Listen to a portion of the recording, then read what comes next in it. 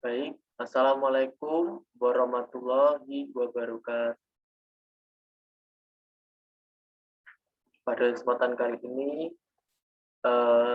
kita akan atau saya akan menyampaikan sebuah materi eh, di pada tanggal 11 Mei 2021. Materi yang akan saya sampaikan pada kesempatan kali ini merupakan materi lanjutan dari materi sebelumnya, yang mana sebelumnya kita membahas mengenai teori analisis atau metode untuk menganalisis sebuah puisi atau untuk membaca makna dan isi dari sebuah puisi. Dan hanya teoritisnya saja. Tapi pada kesempatan kali ini kita akan mencoba menganalisis satu puisi yang berjudul Aku Memiliki Sesuatu Untuk Dikatakan Padamu, karya Gail Dumay, yang tentu sudah teman-teman baca sebelumnya atau pada minggu yang lalu. Ya. Ini merupakan salah satu puisi yang berasal dari Prancis dan saya terjemahkan dan saya coba analisis menggunakan metode atau teori Michel Rivates. Dan harapannya semoga apa yang saya sampaikan ini menjadi pengetahuan baru bagi teman-teman meskipun tidak diajarkan di bangku sekolah. Tapi barangkali teman-teman ingin berkecimpung di dunia puisi, ingin memahami puisi lebih lanjut, inilah kesempatannya. Baik. Ya,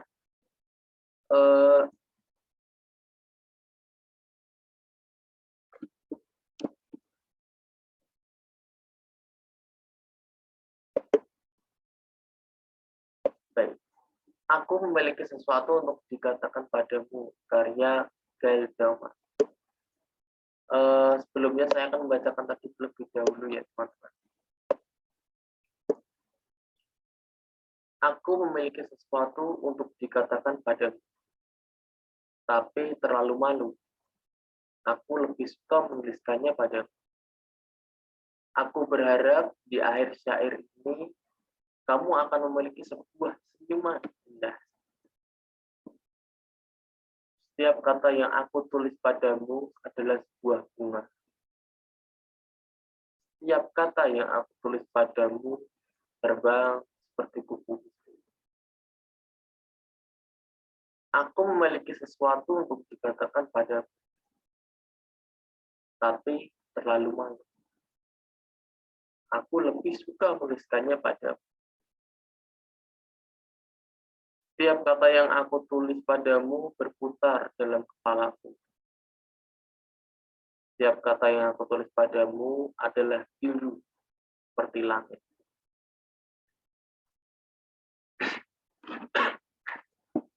Aku memiliki sesuatu untuk dikatakan padamu, tapi terlalu malu. Aku lebih suka menuliskannya padamu. Setiap kata yang aku tulis padamu adalah kasih sayang. Setiap kata yang aku tulis padamu lahir di malam hari. Aku memiliki sesuatu untuk dikatakan padamu, tapi terlalu malu. Aku lebih suka menuliskannya padamu. Tentu, aku akan mengatakannya padamu. Jangan ragu untuk membaca kembali kumpulan sajaku bila kau menyukai. Sebenarnya di akhir puisi ini itu ada tanggal dan tahun penulisannya, serta ada satu gambar kecil. Cuma saya lupa menambahkannya. Namun tidak mengurangi esensi dari materi kita kali ini. Karena kan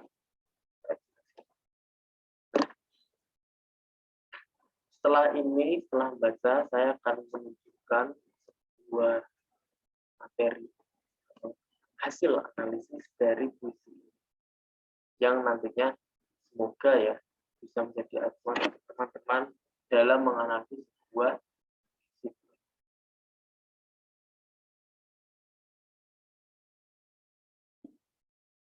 Nah, saya akan melakukan share screen.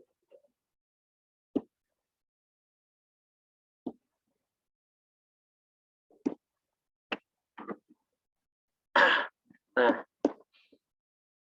ketidaklangsungan ekspresi pada puisi, aku memiliki sesuatu untuk dikatakan padamu, karya Gail Dauman, atau pengaplikasian teori ketidaklangsungan ekspresi pada puisi ini.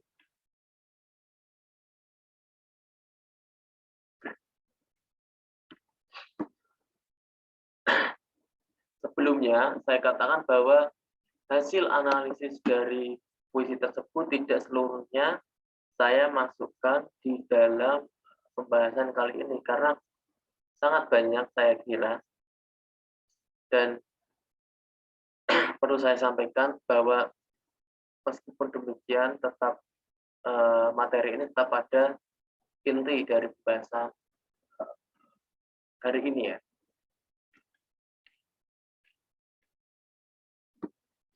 Nah, kilas balik mengenai definisi dari teori ketidaklangsungan ekspresi yang sudah saya sampaikan di materi sebelumnya.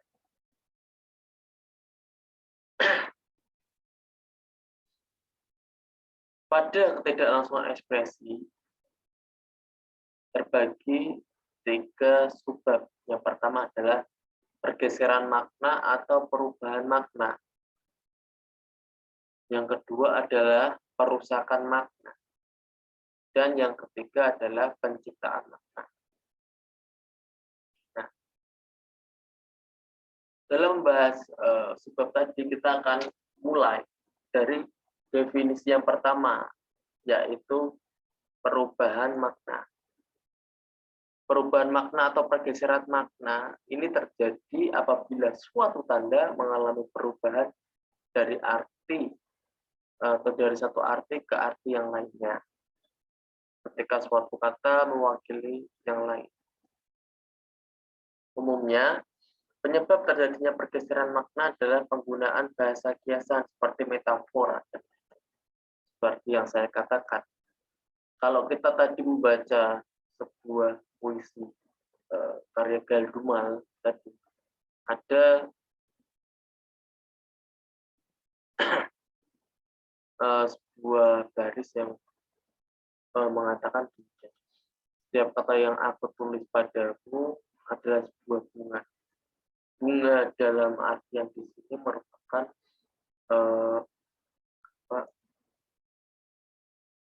atau memiliki arti yang lain, yaitu sebuah cinta.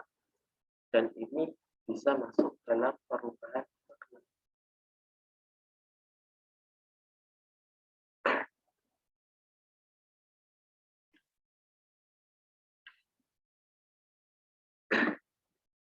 Yang kedua adalah perusakan makna.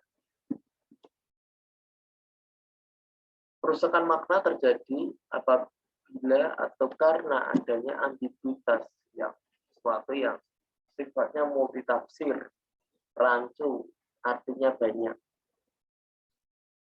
Kemudian kontradiksi yang berlawanan, dan nonsense. Seperti yang saya jelaskan bahwa nonsense ini atau nonsense ini tidak memiliki arti baku dalam kamus. Biasanya banyak berbentuk huruf-huruf saja, tapi dapat menandakan sesuatu. Seperti contoh yang sudah saya katakan bahwa dalam penyebutan "Oh Tuhan", huruf O dan kata Tuhan. Kata O di sini memiliki peran agar menunjukkan penyebutannya lebih mendalam, karena seolah-olah "Oh Tuhan".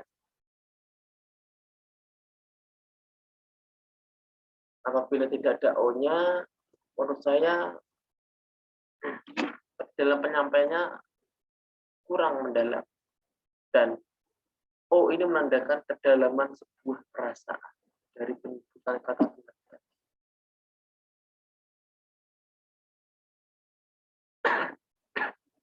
Gitu ya.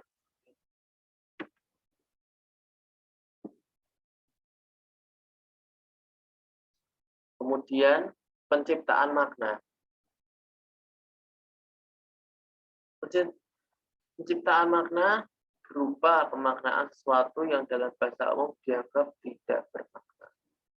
Nah, kita kembali lagi dengan contoh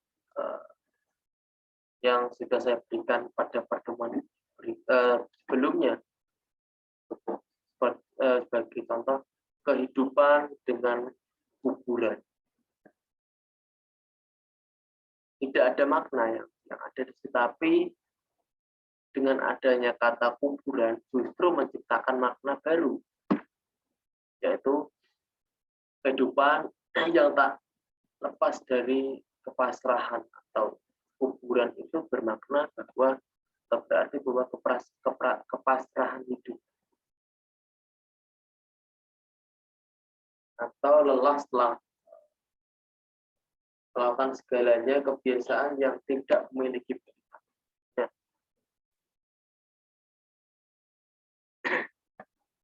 Oke, kita lanjut ya.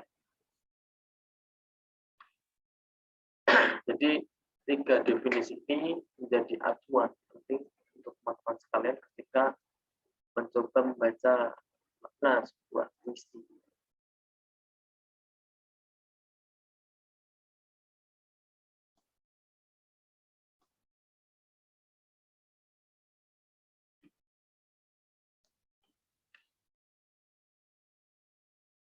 Nah, ini adalah puisi yang saya bacakan tadi ya. Aku memiliki sesuatu untuk dikatakan pada. Sebenarnya kan teori ini harusnya secara utuh ya, meliputi pembacaan heuristik, hermeneutik, hipogram, model, varian, dan sebagainya, matriks. Tapi itu terlalu jauh katanya. Jadi kita hanya perlu satu bagian saja, yang semoga bisa menambah wawasan teman-teman. Nah, kita akan mencoba menganalisis ya dari puisi. Ini adalah baris ke-6, itu tanda 6. Di situ adalah baris nomor 6. Sudah kita lihat.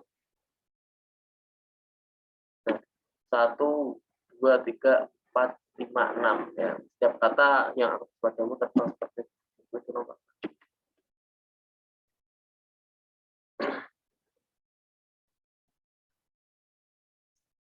Kenapa baris ini atau baris setiap kata yang aku tulis padamu terbang seperti kupu-kupu merupakan pergeseran makna atau perubahan makna? Karena menurut baris tersebut ia memiliki matriks perbandingan. Karena ada perbandingan bagai, seperti, dan sebagainya. Penggunaan kata kupu-kupu mengandung arti kebebasan hidup dan kegembiraan. Jadi setiap kata yang tulis padamu atau aku bercerita tentang keberagaman hidupnya dalam puisinya, atau kisah hidup yang meliputi kebebasannya menjalani hidup, kemudian kegembiraannya, suka dukanya, dan sebagainya yang dia sampaikan. Jadi setiap kata ini mengacu pada puisi-puisi sebelumnya juga.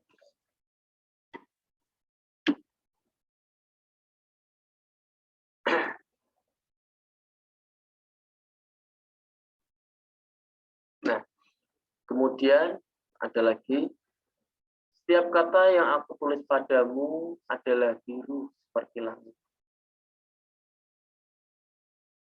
Atau baris ke-19 yang juga memiliki majas perbandingan karena ada kata apa? Ada kata seperti. Kenapa hal ini bisa? Penggunaan kata biru dan langit berarti langit biru. Ia memiliki harapan akan masa depan karena biru atau biru langit itu identik dengan cerah, indah, ya. Jadi sangat pas untuk menggambarkan harapan akan masa depan yang cerah, yang indah.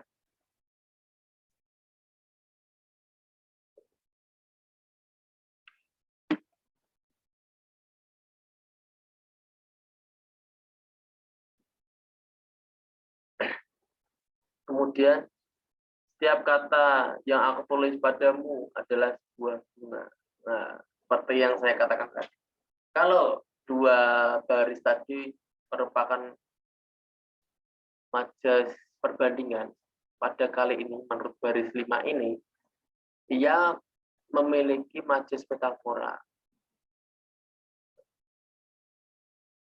Kok bisa? Bisa, karena penggunaan kata bunga mengandung arti cinta. Artinya, karakter aku ini menulis puisinya dengan atau karena cinta. Cintanya dituangkan dalam sebuah puisinya, atau ia menulis itu karena suatu kecintaannya terhadap sesuatu. Itu.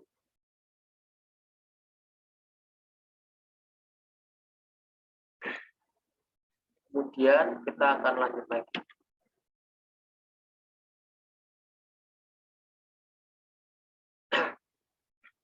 Setiap kata yang aku tulis padamu adalah kasih sayang. Nah, ini juga merupakan atau baris 13 ini juga memiliki majas yang sama. Baris sebelumnya yaitu majas metafora.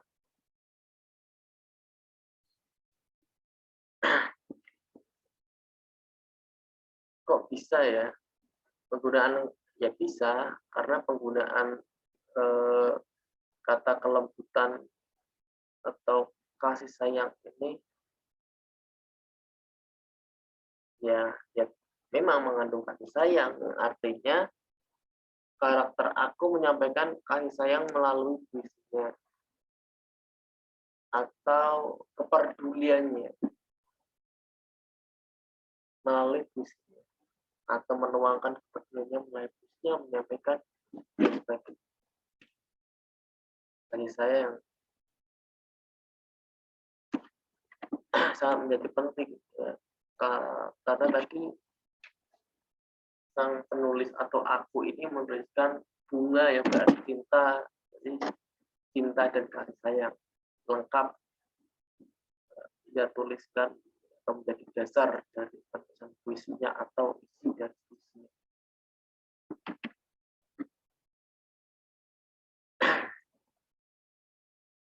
Nah, yang kemudian ada lagi masih pergeseran makna.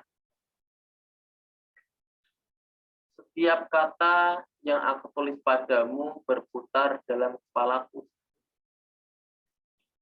Menurut baris 9, ia memiliki majas berbulan.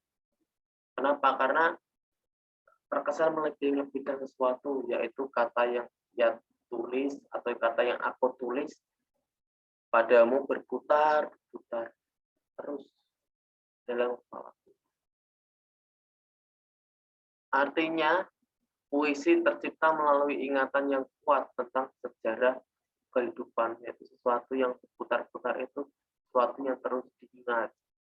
Yang diingat dalam hal ini adalah sebuah kehidupan si aku atau kehidupan penulis.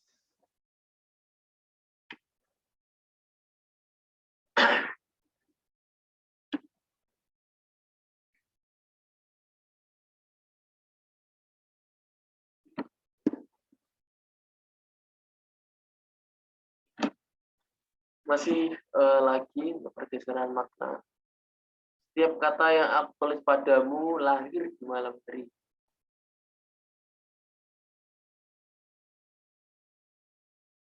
Menurut baris 14, ia memiliki majas personifikasi.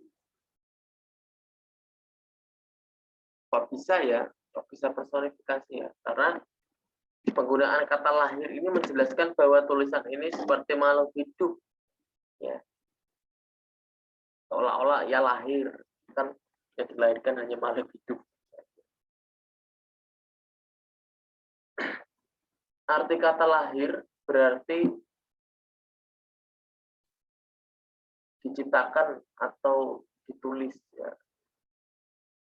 Jadi kata-kata yang aku tulis padamu itu ditulis di malam hari, yang menjelaskan waktu atau malam.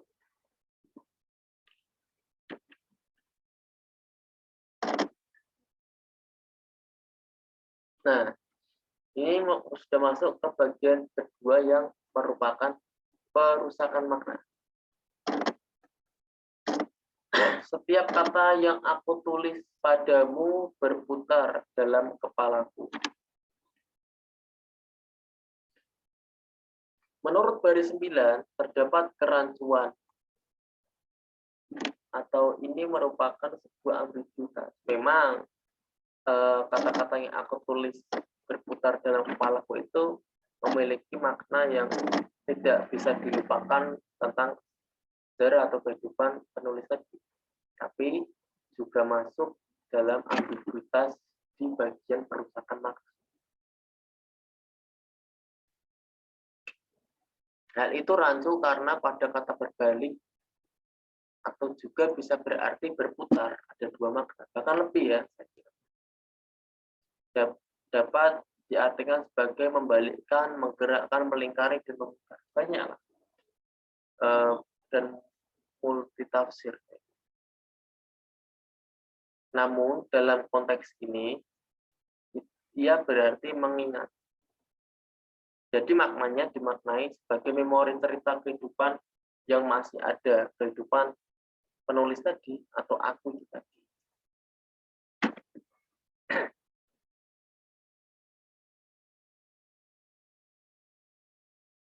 Nah, lalu kita kembali ke kontradiksi. Kontradiksi adalah suatu hal-hal yang berlawanan dari dalam puisi.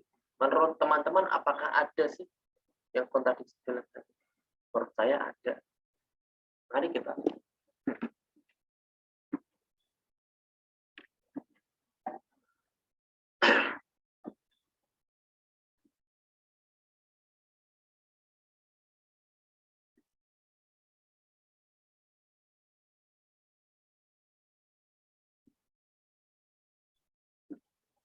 Bentar ya, ini saya kembalikan sebenarnya.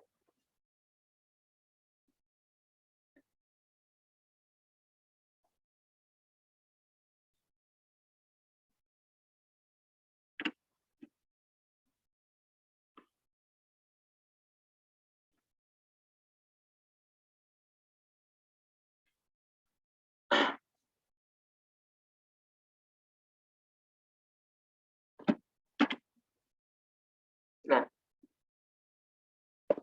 kalau kita lihat dalam puisi ini itu sering dikatakan bahwa aku memiliki sesuatu untuk dikatakan padamu, tapi terlalu malu, aku lebih suka menuliskannya padamu.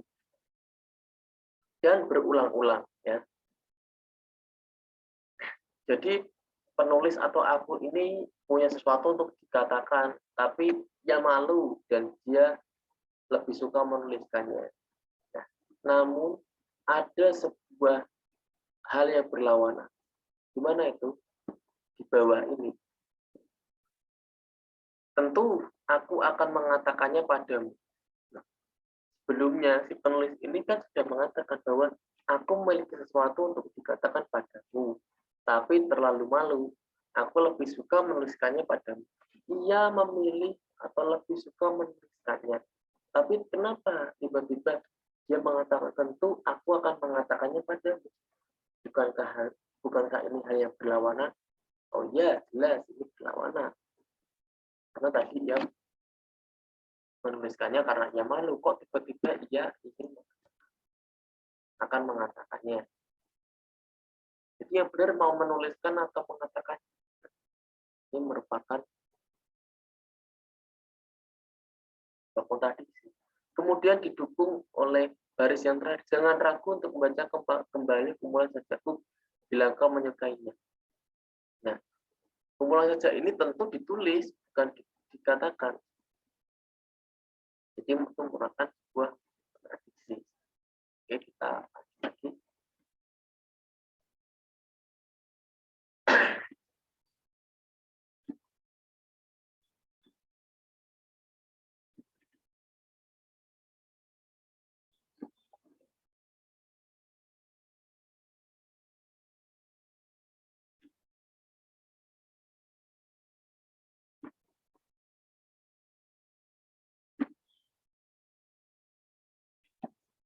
Nah, sekarang nonsense.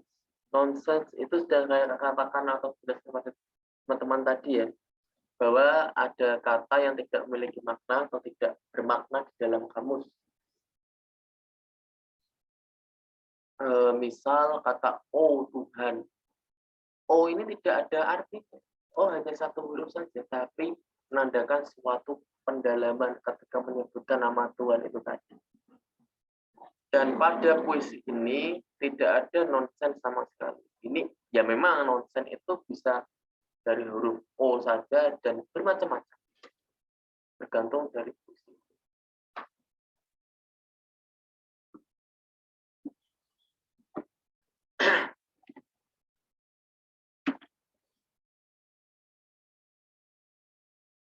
Dan sekarang enjabement.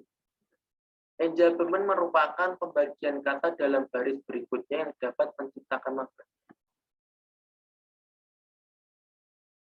Dan saya katakan bahwa di puisi ini ada, karena tidak ya jadi enjabement itu lanjutan dari baris sebelumnya. Jadi kita lihat ya.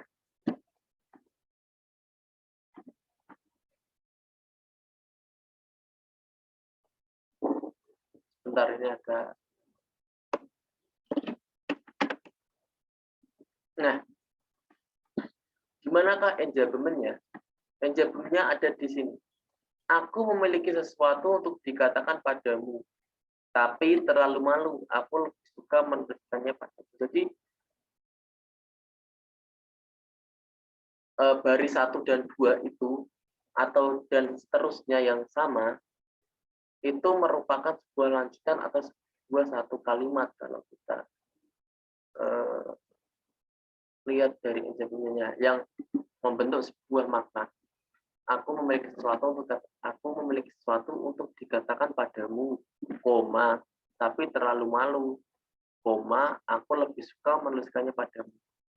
Dan itu juga berlaku pada baris yang sama berikutnya, yaitu kan karena ada beberapa baris yang sama kan, dan itu merupakan sebuah enjabement, yaitu baris 1, 2, kemudian baris beberapa ini 7, 8, dan 11, 12, dan seterusnya. Karena tidak mungkin tapi itu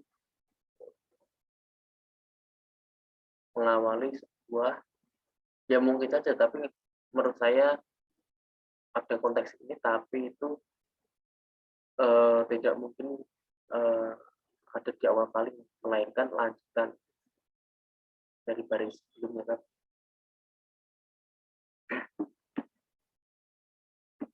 Oke, kita lanjut lagi.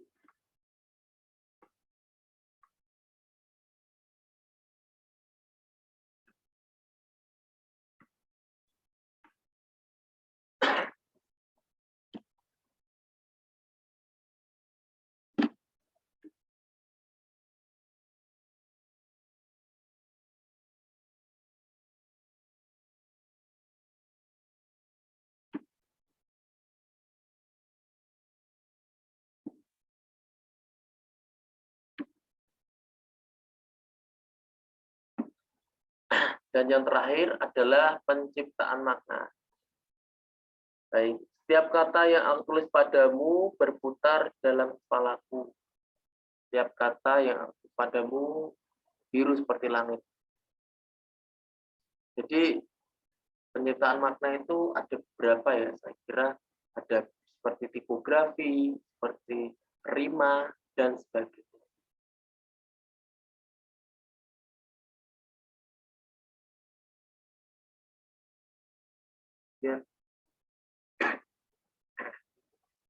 ada oh ya maaf, untuk enjeblement tadi itu sebenarnya maksudnya penciptaan arti. Jadi penciptaan arti atau penciptaan makna ini terdiri dari enjeblement, prima, tipografi, dan homolog. Tapi saya tidak akan membahas homolog di sini. Karena jauh susah ya. Nah, bait 4 itu merupakan atau terdiri dari 2 baris saja yang teman-teman lihat di sini. Baris yang pertama adalah setiap kata yang terus katamu yang aku tulis padamu berputar dalam kepalaku. Baris yang selanjutnya adalah setiap kata yang padamu adalah senang. Jadi dalam penulisan puisi itu bait itu tidak harus selalu berisi 4. Nah, tapi bisa 2, 3, dan sebagainya. Nah, bait ini karena berisi 2 baris, yaitu merupakan bait distikon yang berisi 2 baris. Bait ini memiliki rima awal dan pula rima AA. Gimana rima awalnya? Yaitu jelas. Pada setiap kata yang aku tulis padamu itu jelas bahwa katanya sama, memiliki rima yang sama, dan itu dikatakan sebagai rima awal. Polanya demikian AA. Kemudian tipografi. Tipografi ini merupakan bentuk puisi ya. Tipografi berlaku untuk tata letak dan komposisi karakteristik atau prosedur teks. Tingkat pertama, penunjukan dan indikasi sifat atau fungsi elemen tekstual. Jadi tipografi ini meliputi kata, kelompok kata, paragraf, dan lain-lain. Tingkat kedua, membedakan satu sama lain atau elemen tekstual yang karakter dan fungsi atau fungsinya perlu dibedakan baik dari karakter atau dari bentuknya, misal font, bodi, wajah, miring, tebal, kapital. Jadi setiap puisi itu di best saya kira untuk teman-teman, misal ditebalkan satu huruf saja di depannya itu bulit, dan itu merupakan tipografi atau khasan dari puisi tersebut. Fontnya dibuat miring, tebal, kapital, dan kapitalnya nggak harus di depan. Pada kata yang di tengah itu bisa saja. Jadi kreasikan. Dan untuk membuat puisi itu yang paling syarat terpenting adalah Anda juga harus baca puisi.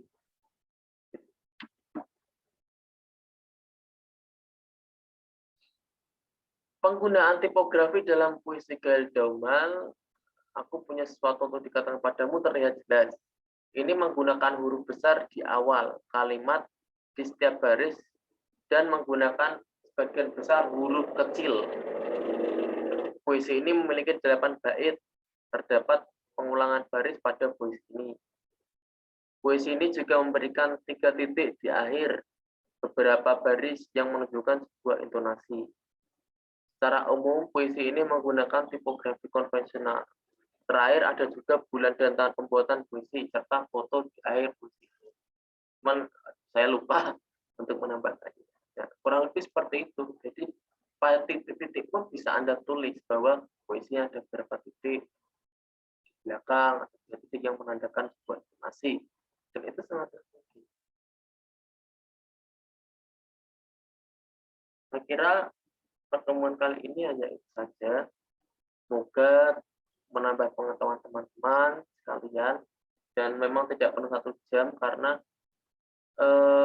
tidak ada interaksi ya. Jadi harusnya sih ada interaksi itu di penyampaian. Nah, tapi untuk mengganti itu silakan teman-teman melihat video ini dan nanti silakan bisa atau ditanyakan pada saya. Untuk penugasnya tetap masih saya tunggu untuk tema dan judulnya. Kalau puisinya sudah jadi silahkan ditunjukkan. Ya. Mungkin untuk pertemuan pada 11 Mei ini saya cukupkan sekian. Kurang lebihnya saya mohon maaf apabila ada salah kata dan kesalahan dalam ini, saya mohon maaf dan kita harus konsisten. Baik, saya kira Assalamualaikum warahmatullahi wabarakatuh.